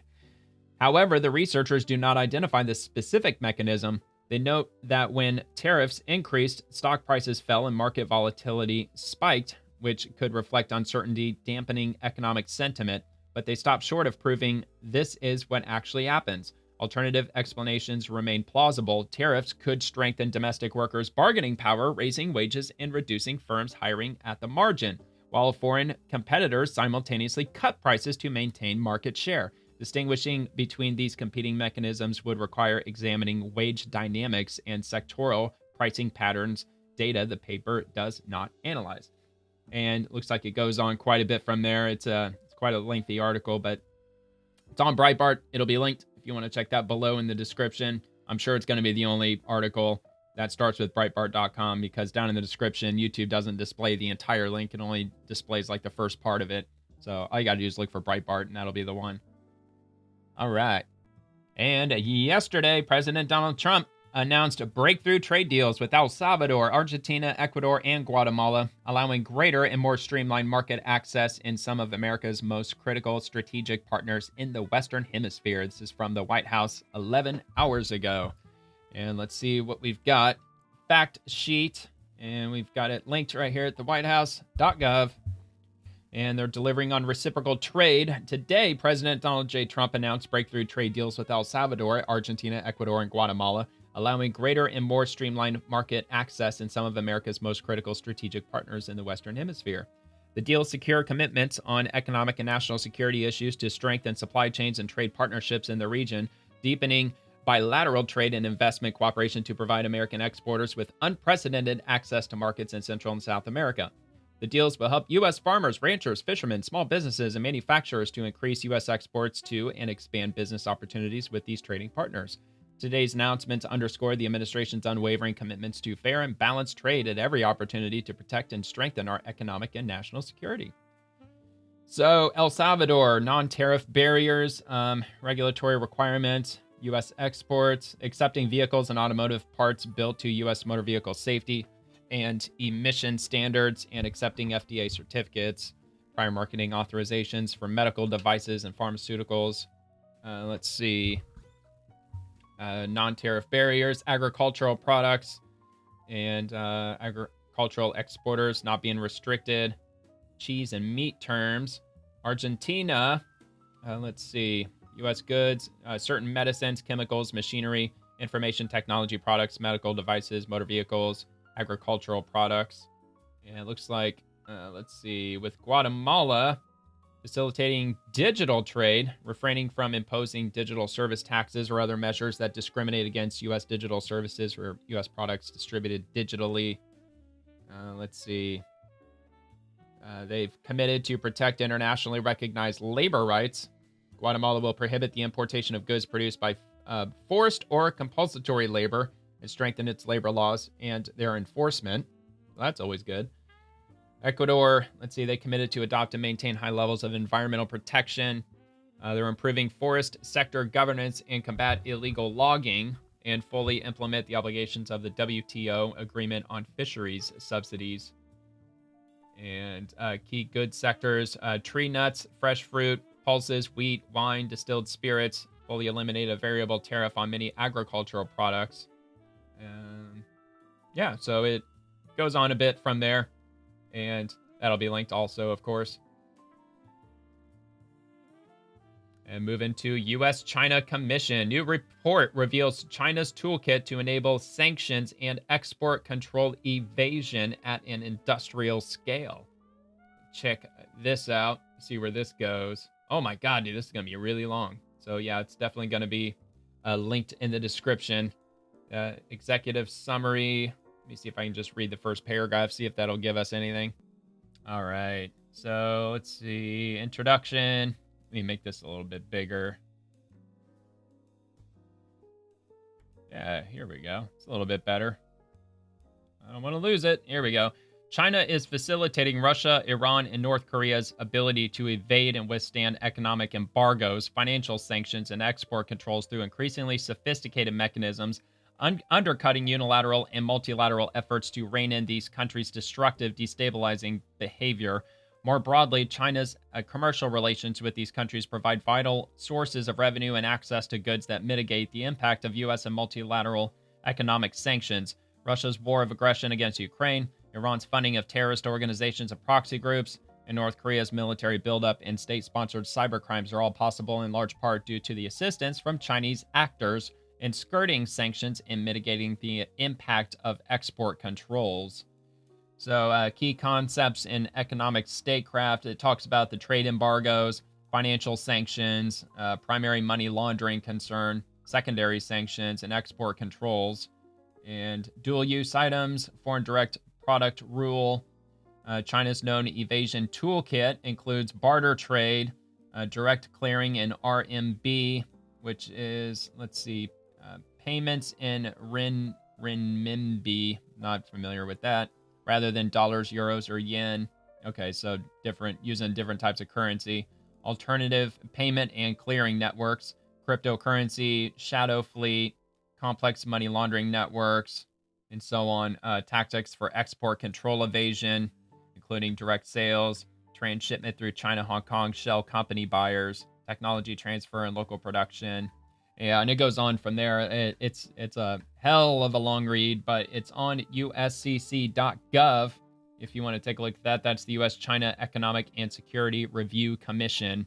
So it's one hell of a long report, but it's highly detailed, even complete with the table of contents. If you want to take a look at that, see how China is subverting our sanctions and, our ability to try to stabilize the globe as best as we can by them dumping money into Russia, North Korea, Iran. All right, so U.S. mission to the UN. The UN needs to get back to basics. The UN is spending an unsustainable $16 billion a year on staff compensation across the system. We must act now to rebuild trust. The UN must be responsible with resources provided to it by member states. And let's see. Okay, so there's no video. It's just going to be an article here. And this is going to be on the United States mission to the United Nations on usun.usmission.gov. And let's see, it looks like a statement from Ambassador Jeff Bartos, U.S. Rep for UN Management and Reform out of New York. Madam Chair, in its 80th year, the United Nations needs to get back to basics to renew its founding mission to maintain international peace and security and to rebuild trust across the world that it can be a responsible steward for the precious resources that member states entrust to it. To that end, we must urgently confront the fact that the UN is currently spending an unsustainable $16 billion a year on staff compensation across the common system. In 2021, the General Assembly mandated a comprehensive review of the common system compensation package due in 2026. The U.S. is concerned that the ongoing comprehensive review lacks the necessary guidance and sense of urgency to meet the moment. To put it another way, we can't wait until next year. We must act now. During this main session, we have the opportunity to instruct the International Civil Service Commission to represent options that achieve material and durable reforms across the common system. First and foremost, staff compensation costs must be brought into line with common sense benchmarks. UN staff currently out-earn their civil service counterparts in every member state, including the United Nations, by wide margins on base salary alone. So we're paying them way too damn much. And unlike their civil service counterparts, many UN staff also receive costly dependency allowances, education grants for children, and duplicative field allowances. Together with rising health insurance costs, these are the cost drivers that the General Assembly must address now. We recognize that in the past, the General Assembly has relied on the Secretariat, the ICSC, and the CEB to take the lead on evaluating cost drivers and long-term trends in staff compensation costs. Unfortunately, we are now confronted with the unsustainable costs that this business-as-usual approach has yielded, and that is why we must act during this main session. Colleagues, we recognize that disrupting business as usual is jarring for some, and that achieving consensus on compensation reform is a heavy lift. That said, we have all the data we need to understand the scope of the problem and mandate common sense solutions. The United States looks forward to working with all member states during this main session to achieve these necessary, durable, and consequential reforms. Thank you. So, you think they'll really get to the bottom of that? Do you really think that they're going to reform anything? Probably not. I would be very surprised, unless we start to threaten to start withholding funds, maybe. I mean, that usually ends up lighting a fire under their asses. All right, so this is from the U.S. Senior Advisor for Arab and African Affairs. I believe it's, Arab and African Affairs. And so he says the United States urges the parties to the conflict in Sudan to immediately agree to and implement the proposed humanitarian truce. The suffering of civilians has reached catastrophic levels, with millions lacking food, water, and medical care. Every day of continued fighting costs more innocent lives. A strong text for a truce has been put forward with the hope that both sides will commit swiftly and without political or military posturing that will cost more lives. All sides must honor their commitments, cease hostilities, and allow full, safe, and unimpeded humanitarian access. Not only will the truce save lives, but also it should serve as a vital step towards sustained dialogue and lasting peace. The people of Sudan cannot wait any longer. It is time to act. So anyway, so this guy says, Mr. Advisor, the war in Sudan will not stay within its borders. History and geography show that conflicts like this never stay contained. What's happening in Sudan will eventually impact Ethiopia, Eritrea, Somalia, and even Yemen. Let's be clear, this war has nothing to do with religion or ideology. It is about power, gold, land, oil, and water, the true resources shaping Africa's future. Many around the world now call it the war, or the world war of resources. This is not just Sudan's crisis, it is Africa's warning. Very interesting. So yeah, I mean, he's probably right. All right, so anyway, moving on to NHTSA.gov, or the account of the National Highway Traffic Safety Administration. It is National Seatbelt Day. Let's all take an extra moment to make sure we buckle up behind the wheel. And yeah, I took a hard lesson the hard way with regard to seatbelts because I lost one of my best friends at 16 years old. We were born just a week apart from each other. And yeah, he died in a car accident when he was 16, along with 3 other teenagers. All 4 of them were killed instantly because the one driving thought it would be a good idea to jump a bridge, which was, you know, like one of those bridges on like a side street. It's kind of like a hump. And if you drive fast enough, you can go airborne. It was one of those things. He was going 90 miles an hour and they crashed immediately into a tree, killing all 4 of them. The car burst into flames. It was awful. Yeah, very devastating. So unfortunately, I had to learn this the hard way, and I've been wearing a seatbelt every day ever since. So yeah, definitely wear your seatbelts, folks. All right, Bureau of Reclamation. The Aurora Borealis lit up the vast desert sky above Elephant Butte Dam and Reservoir on the Rio Grande in Truth or Consequences, New Mexico this week. Did you catch the Northern Lights too? We'd love to see your photos. Reclamation photos provided by Ben Calamanson. So yeah, man, the Northern Lights hit New Mexico. Probably didn't get far enough to get to my neck of the woods because I'm in the Tampa Bay area. But we have had Northern Lights here. I think most recently it was earlier this year, and I completely missed it. I knew that there was solar activity happening because I at least try to keep up with astronomy, the current events and everything, but I was not expecting the Northern Lights to get this far south, and they did. And I missed it, of course. It's like once every 10, 20 years will Northern Lights get far south enough to reach the state of Florida. So, I don't know, maybe next decade. So, yeah, it doesn't look like anybody posted their photos. I mean, that kind of sucks, but maybe nobody saw them but them, I guess. And from the White House, great news. U.S. apartment rents see the steepest October decline in more than 15 years, which is incredible news. I bet it has a lot to do with the self-deportations and the roundup by ICE of illegal immigrants. I'm sure that has a big play in it because I'm sure the vast majority of people who are here illegally are probably renting. Unlike what J.D. Vance was saying yesterday, where he believes a lot of them have mortgages. I don't think that's true. But, I mean, look, he's the official. I'm no official. I'm just assuming that most people who are here illegally are probably renters. And since 2 million have deported or been deported at this point, that's probably a maid driver. So this is from CoStar.com, which they might actually reference that. They might actually reference the deportations as a possible driver. U.S. monthly apartment rent growth declined last month, and its largest October drop in more than 15 years as an oversupply of units affects all parts of the country. The national average rent fell to $1,708, a 0.3% decrease from September's revised figure of $1,713. That marks the 4th consecutive month of no change or a negative change in monthly rent, according to a report from CoStar's Apartments.com. And it looks like the national rent growth continues to decelerate starting in October of 2024, at least on the graph. And yeah, 1.5%. And then it's just moving from that point on. But yeah, man, yeah, it's been in decline throughout 2025. I mean, it looks to me like these are increases though.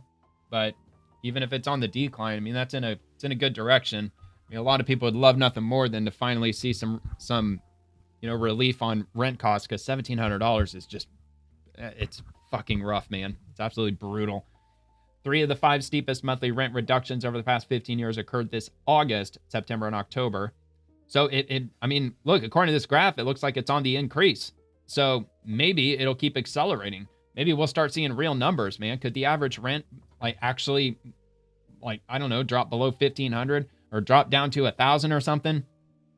At the beginning of COVID, or before COVID started, I don't know what the number was, but it wouldn't surprise me if the average rent was under $1,000. Probably was.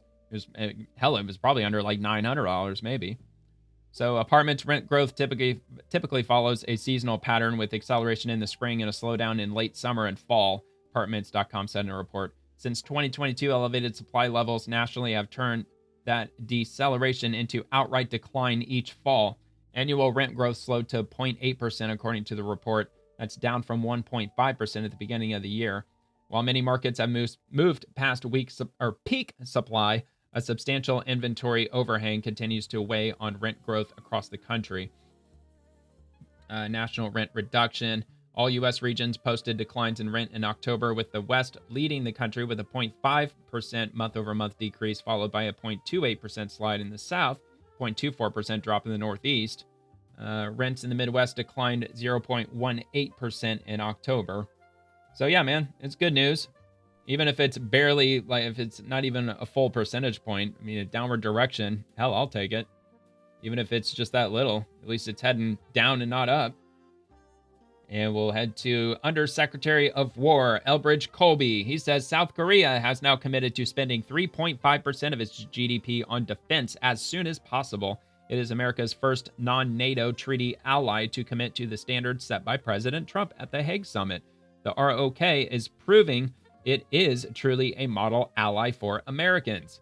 Seoul has also pledged to accelerate efforts to strengthen its military capabilities necessary to lead the combined conventional defense against the DPRK.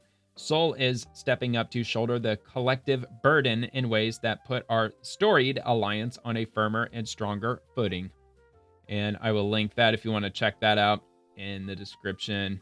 Looks like we got quite a few coming from the White House. I think that might be... Oh, no, never mind. It's just the second one. I thought that was the third one, but... Okay, anyway. Now this comes from FEMA. 1.2 million cubic yards of debris has been cleared. In another step in their recovery, all Helene debris in Rutherford County's Lake Lure has been removed. Thanks to USACE Wilmington and Lake Lure for their partnership in this key milestone for the community. And we've got a few pictures that they shared of them removing that. The fall foliage, that looks really cool. And I haven't seen the leaves change in forever. There's some trees in my area where they lose the leaves, but they don't change colors. They just we've got some maple or oak or something like that. We've got some trees that the leaves turn brown. They turn brown and they fall out of the tree, and that's that. Plus I think cypress trees, I think they lose their leaves, needles, or whatever you call them. All right, anyway. So, man, that's good news. That's really good news.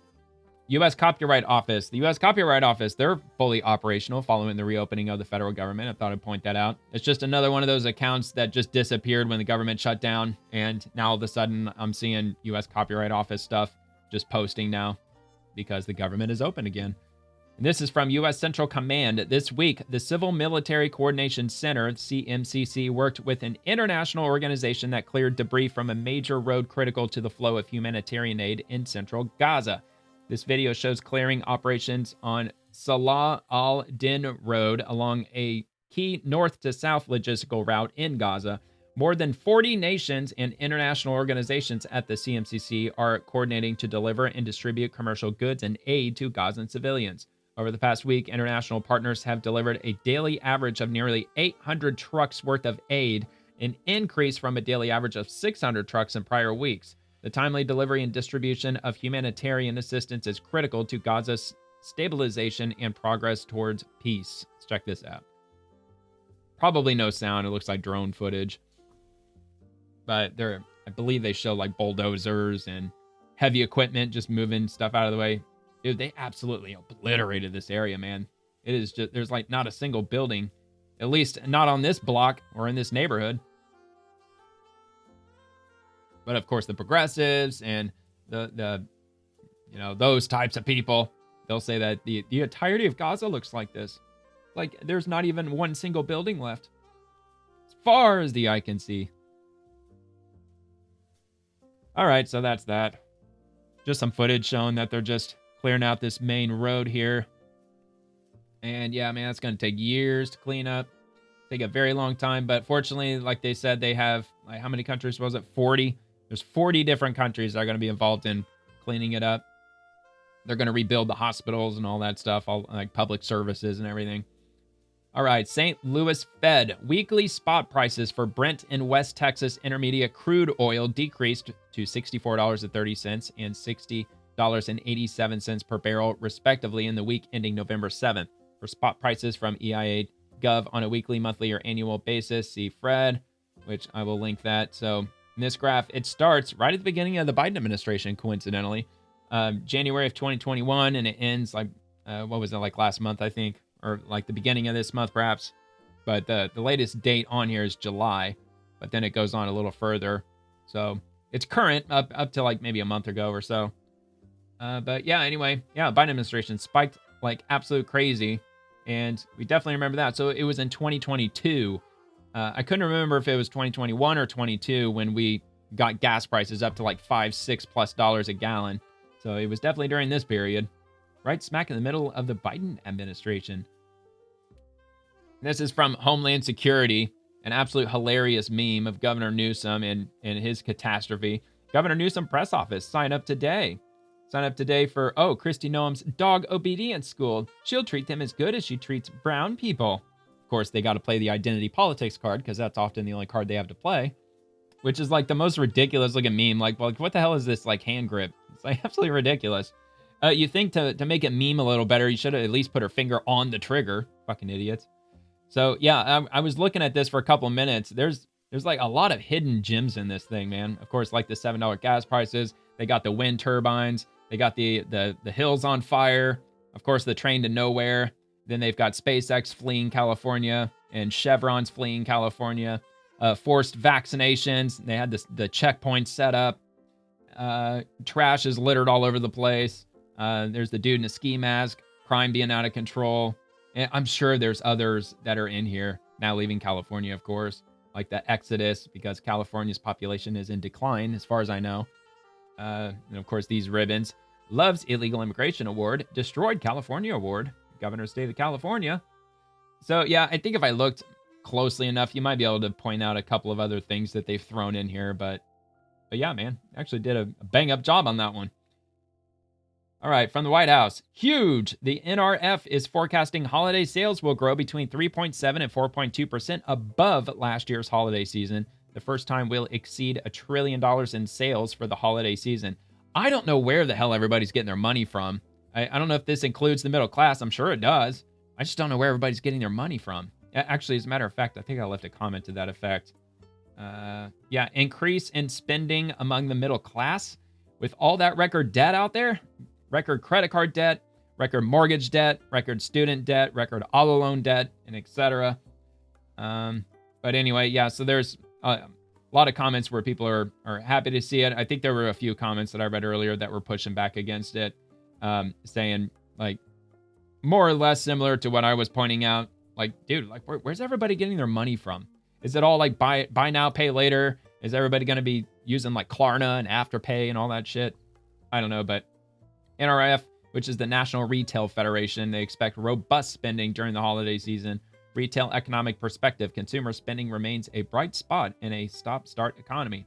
I think it's just people are addicted to consumerism, man. They're addicted to Amazon. They're addicted to Temu. They're addicted to just all kinds of shit. And platforms like TikTok certainly doesn't help when people are just endlessly scrolling through videos where people are like, look at all this free shit that I got. I got this, I got this, I got that. This was only $5. That was only $7. Just the consumerism, dude. It's been out of control in the last couple of years.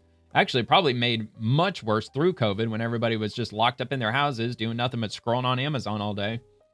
You know, in hindsight, I think all of us should have just bought up into Amazon stock. I think Walmart stock probably took off.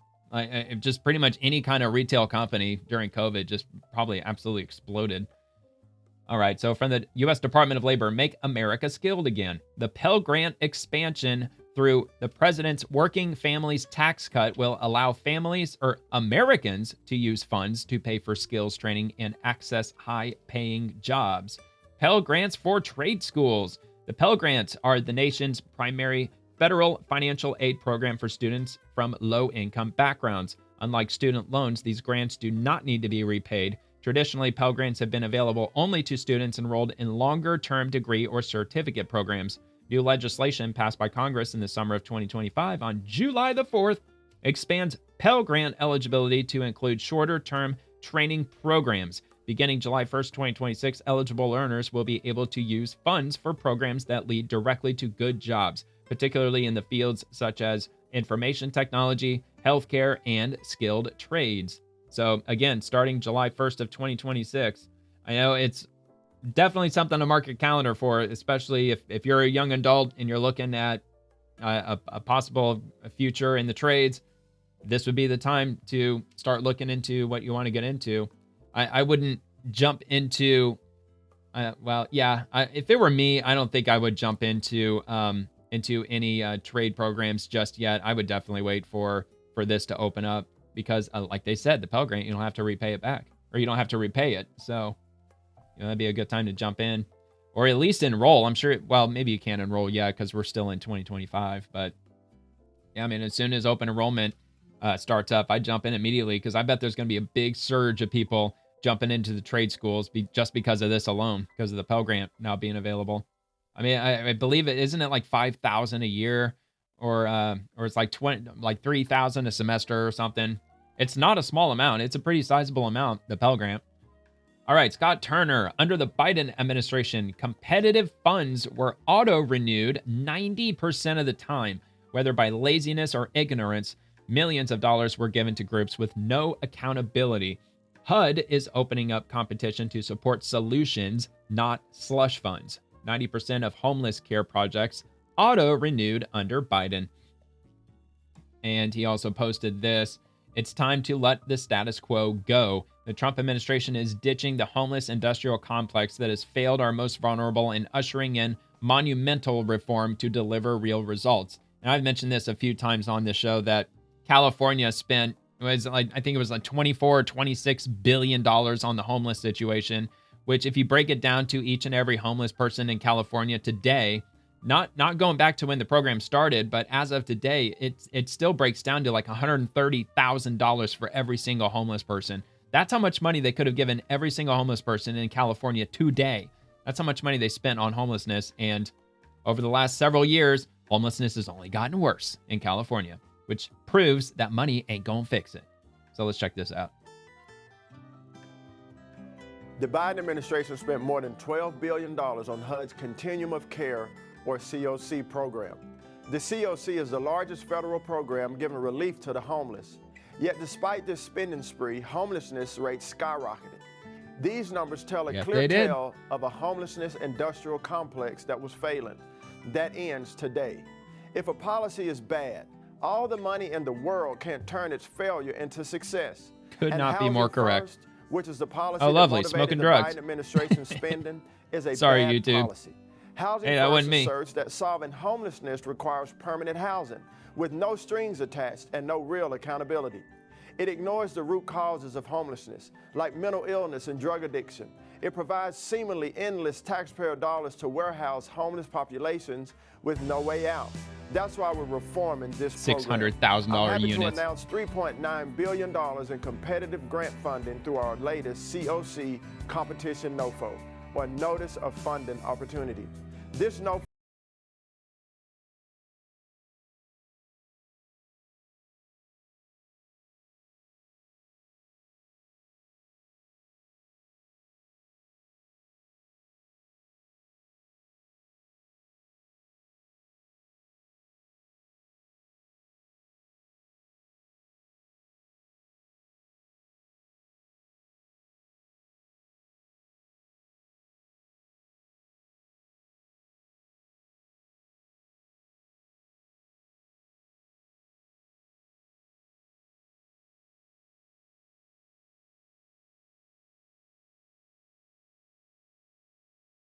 ways for self-sufficiency, dignity, and opportunity for all Americans.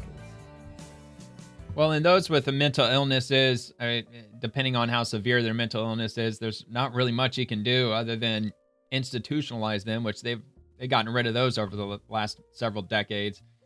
Drug addiction's another thing. It's really hard to get people off drugs. But I know the federal government, they are cracking down on drugs really heavily. And so just based on that, if they're able to just stem the flow of drugs to the point where it's going to be really hard to find drugs, that's one way to get the homeless off drugs. But yeah, like putting them in on a pathway to employment, I think is a really positive step too, to help at least those who are not heavily addicted to drugs or debilitating mental illness. I mean, if you put them into a pathway of long-term employment, I think that would really help out a lot of them. All right. So anyway, that's good news. So Stephen Moore, angry about affordability.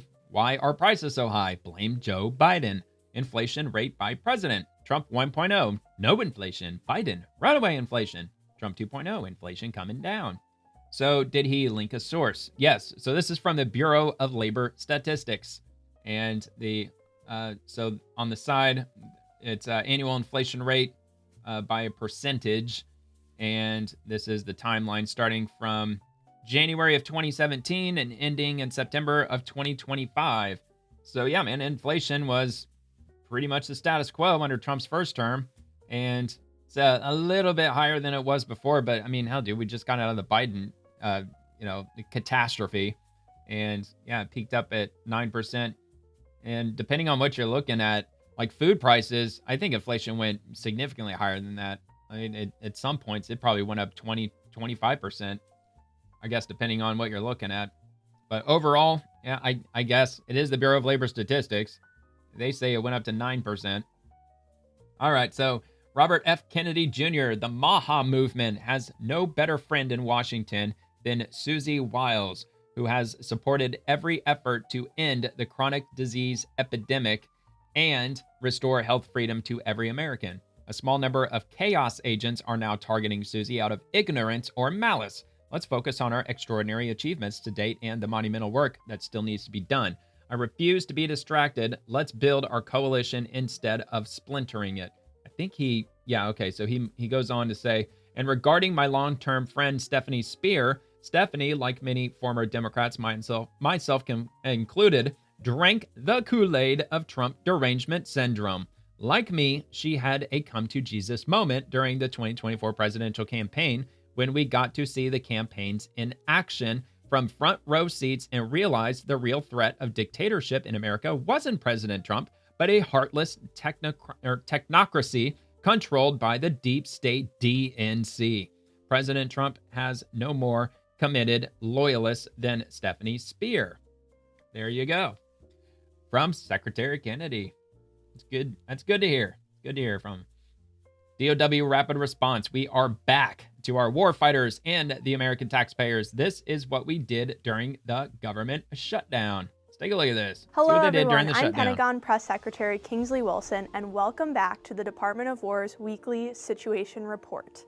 While Democrats in Congress chose to shut down the government for 43 days, President Trump kept his promise to take care of the troops, and our department ensured our brave warfighters received a paycheck. With the government reopened, our hardworking civilian employees here at the Pentagon and around the world will finally receive their paychecks again. At the direction of President Trump, the department has taken the fight directly to the narco-terrorists that are bringing drugs to our shores to poison the American people.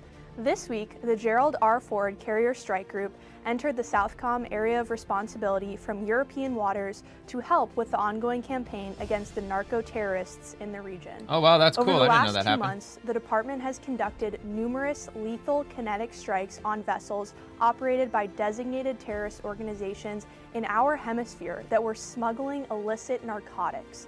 In mid-October, Secretary Hegseth traveled to the NATO defense ministers meeting in Brussels.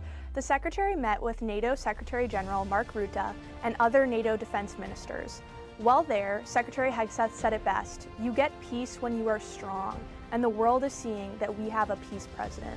In late October, Secretary Hegseth toured multiple countries in the Indo-Pacific region to meet with his defense minister counterparts. At the annual ASEAN Defense Ministers meeting in Malaysia, Secretary Hegseth held numerous bilateral meetings with defense ministers from China, Indonesia, the Philippines, Thailand, Cambodia, Australia, and signed a 10-year defense framework with India. The United States Marine Corps and the Navy both celebrated their 250th anniversary recently. Aboard the USS George Washington, President Trump and our Marines and sailors reflected on the 2.5 centuries of strength, tenacity, and unwavering courage by the greatest fighting force in the world. Our military is the first in war, the first in peace, and the first in spirit, and the first in freedom. Happy birthday to the United States Navy and the United States Marine Corps.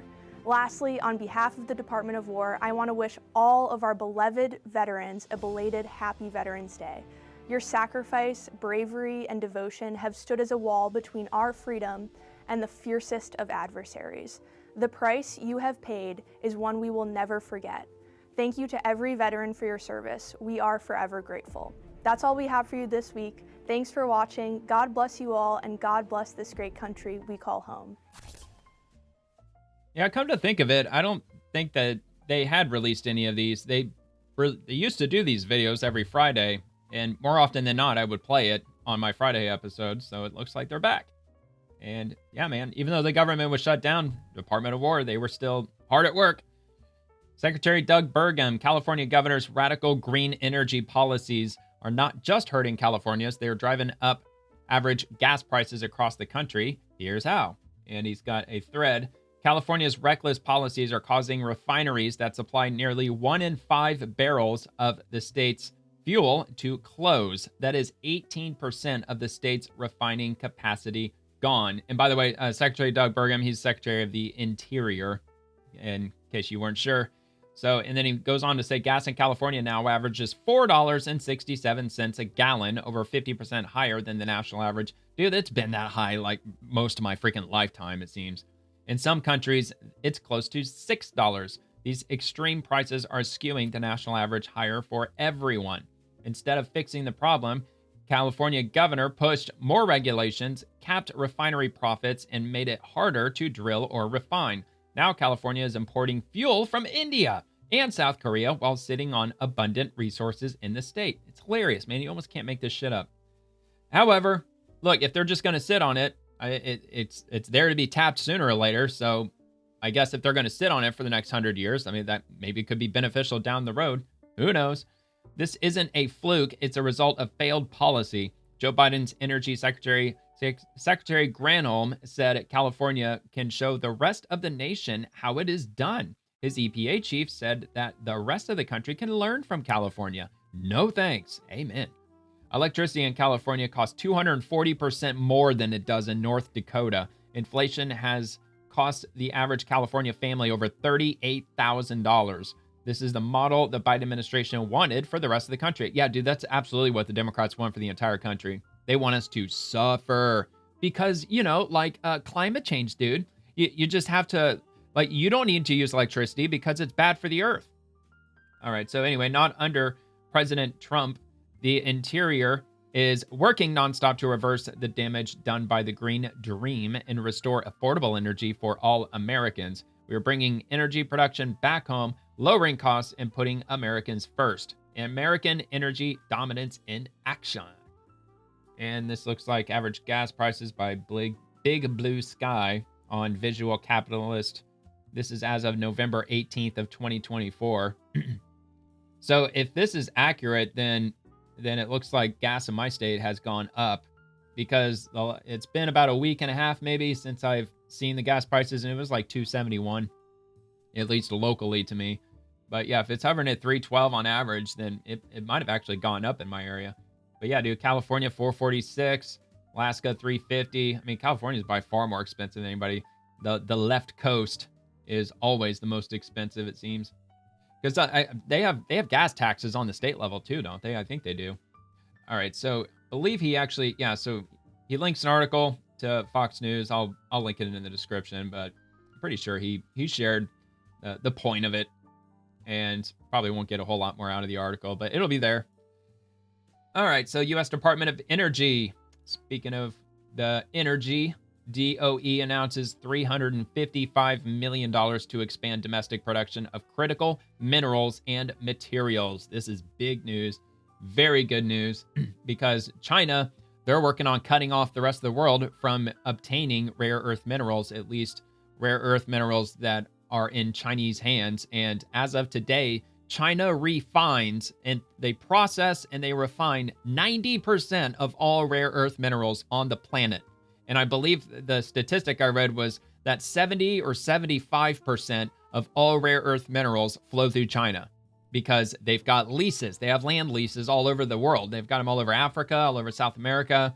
They've just gobbled up all this land all over the place, and they're extracting rare earths. And that way they can corner the market and gain a monopoly on rare earths. But not for long, because the DOE announces $355 million, which sounds like a small number, but this might just be phase one, might just be just the first stepping stone to expand domestic production of critical minerals and materials.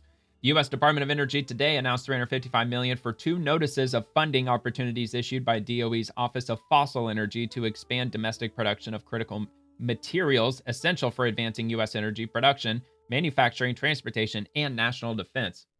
The first funding opportunity provides up to $275 million for American industrial facilities capable of producing valuable minerals from existing industrial and coal byproducts. The second provides up to $80 million to establish mine of the future proving grounds for real-world testing of next-generation mining technologies. The department announced in August its intent to invest $1 billion into advanced and scale mining, processing, and manufacturing technologies, delivering on President Trump's executive orders, unleashing American energy, and immediate measures to increase American mineral production. And I'll link those too. So these actions will secure America's critical material supply chain, increase domestic mineral production, reduce reliance on foreign sources, and strengthen U.S. energy independence. Quote, for too long, the United States has relied on foreign nations for the minerals and materials that power our economy, end quote, said U.S. Secretary of Energy Chris Wright. Quote, we have these resources here at home, but years of complacency ceded America's mining and industrial base to other nations. Thanks to President Trump's leadership, we are reversing that trend, rebuilding America's ability to mine, process, and manufacture the materials essential to our energy and economic security, end quote. Quote, the mine of the future, proving ground initiative will be among the Department of Energy's first major investments into mining technology research and development in almost 4 decades, said U.S. Department of Energy Assistant Secretary of the Office of Fossil Energy, Kyle Hostvit. This effort will help establish the United States as the world's leading producer and processor of non-fuel minerals, creating economic prosperity and fossil energy communities across the country while strengthening critical mineral supply chains for the United States and its allies. And it goes on to, here, let me just double check and see how long this goes. Oh man, it is a lengthy one. All right, so mines and metals capacity expansion, piloting byproduct critical minerals and materials recovery at domestic industrial facilities. Yeah, that's a mouthful. FE announced up to $275 million under the Mines and Metals Capacity Expansion Notice of Funding Opportunity, or NOFO, to address the potential for America's industries to recover valuable critical materials by piloting promising future separation and recovery technologies directly at industrial sites. This NOFO includes 2 focus areas for the design, construction, and operation of large pilot-scale facilities to produce critical materials.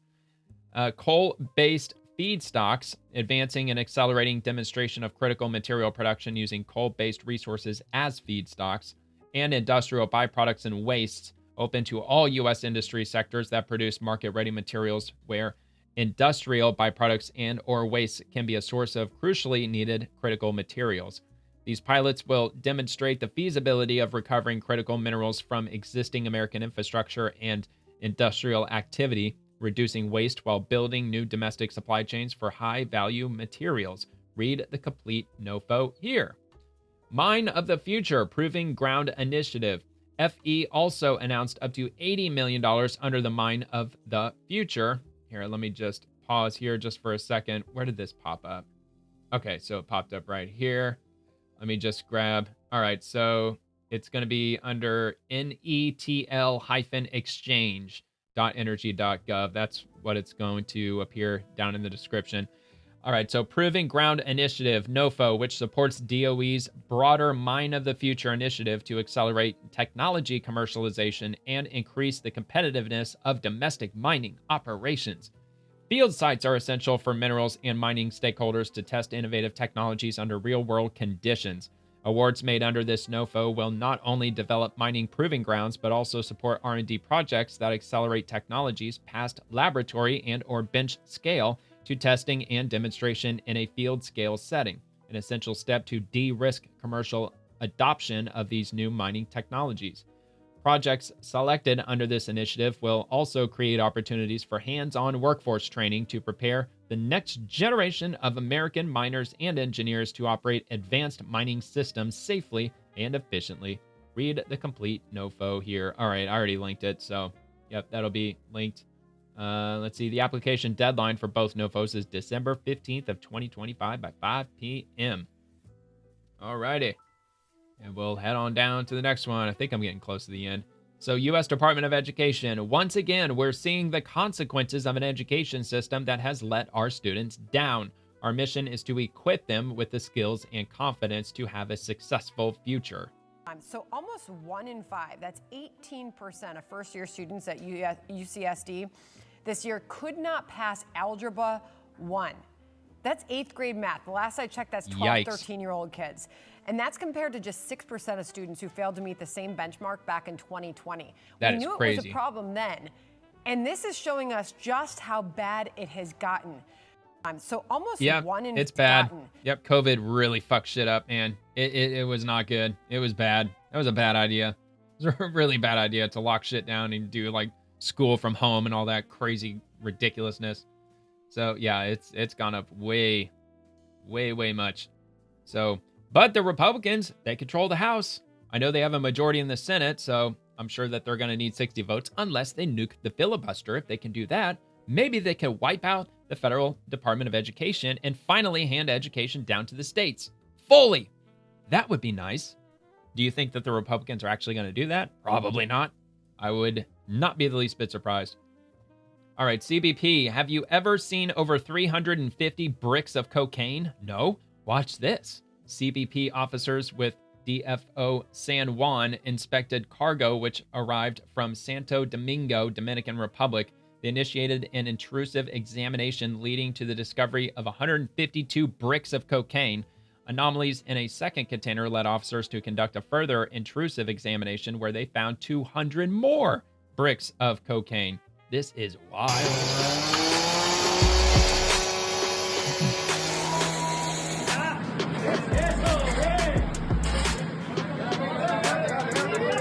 Damn.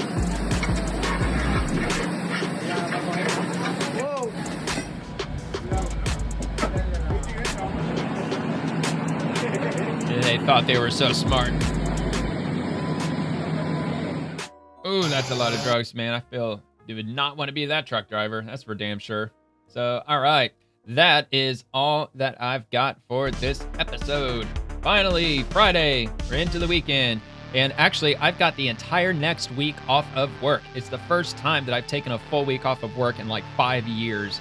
So I'm a homebody. I don't go anywhere. I don't go on vacation or anything. I mean, I take PTO, but not extensively, not for a whole week. I just usually take a couple days here and there, but I decided to take a whole week off. So I'm going to work on polishing up on my intros for this channel and the outros, maybe find some new music, some new background music. So I've got some plans. I got some things in motion. So going to see what this week brings, and hopefully I can do a little bit of upgrading to this channel and kind of see what happens there. So, all right. Anyway, if you enjoyed the video, please like the video and subscribe to the channel. It would mean a lot to me if you subscribe, and I will drop a new show every evening, Monday through Friday, covering the swamp and everyone living in it, the politicians, bureaucrats, agencies, and everything else. And by the way, with the weekend coming up, I'll be releasing a few videos here and there. Definitely going to look into the Epstein drama, and I'm sure I'm going to dig into other things as well. I also post daily episodes on X, so feel free to comment over there too if you'd like. Thank you so much for watching. Hope you have a great rest of your night. God bless America.